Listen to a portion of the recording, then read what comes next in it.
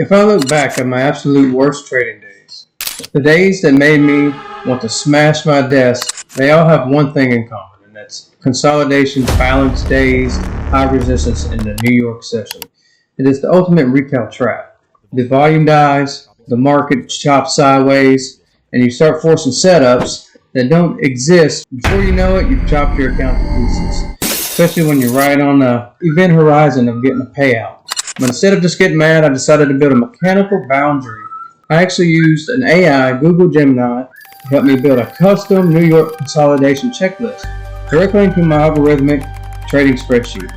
Now, during those dangerous macro time windows, if the market doesn't check these exact structural boxes, the spreadsheet locks me out. It takes the emotion completely out of the equation.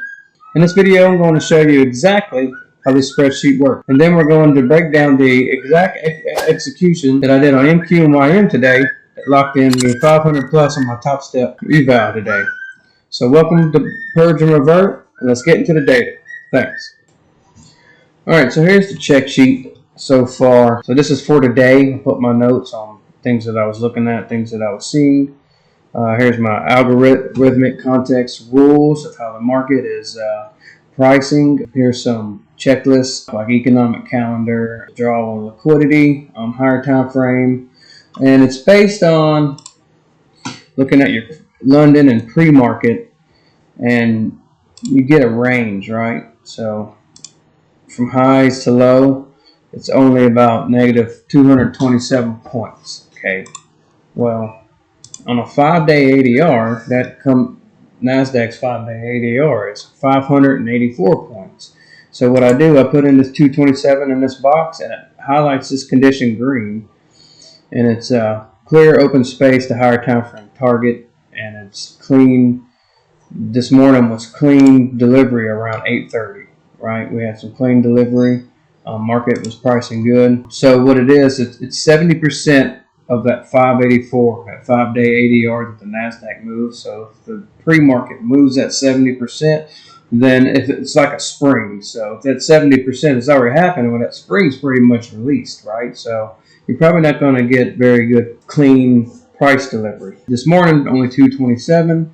So that shows that we're going to have some pretty good clean price delivery, which I think so, that we've had so far. Let's take a look at ES. Now, this is about Nasdaq, but everything's moving cleaner this morning anyway. Let's put it in the check sheet. So if you put, let's say the market moved more than 70%, and it highlights this condition red. So I got two different ways that I approach the market. I got two different execution books, right? One is for the better, cleaner position, so more risk on. And then my second is risk off, and basically just targeting 50% of that range if I take a morning trade. And basically you trade in the extreme outer edges of the range when it breaks, right? And then if it goes back into the range, you're looking for your entry model, and then you're trading up to 50% equilibrium of that range on the high resistant days. And execution book for the other one is just looking for plain. My normal model, basically the market maker buy models, the smart money reversals, change statement delivery, and propulsion blocks. It's kind of what I'm looking for on that first day. But anyway, pretty cool. So here's what that blank check sheet looks like. Looks like this. And also, I got a rule down here every Sunday night, or every 5 trading days. Ask Gemini, what is the current 5-day ADR? Median on futures. Don't need no indicators. I just ask AI, and it tells me. I plug that in right here, and then ask every pre-market, type that in and look at it. Pretty cool. Just wanted to share that with you guys.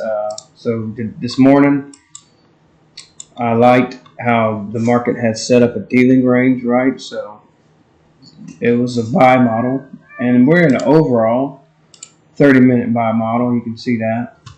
And I ended up catching this news expansion. Also traded YM, scalped this out.